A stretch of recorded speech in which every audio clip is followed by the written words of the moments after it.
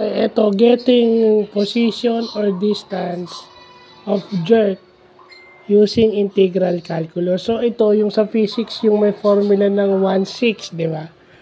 Pag gagamit tayo ng integral, wala tayong formula. Gagamitin lang natin yung acceleration function, then yung velocity function, and then tsaka natin siya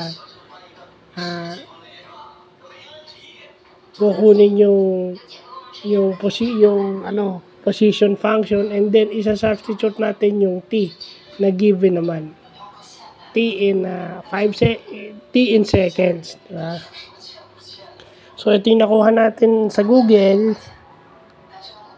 Ito yung sarili natin example. So, again, makikita, pag tama yung process mo, hindi mo na kailangan mag-calculator. Yun ang kagandahan sa calculus, no?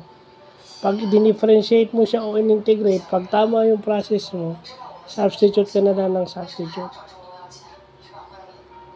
So, pag mag-i-integrate ka kasi, ilalabas mo yung number o yung numerical coefficient.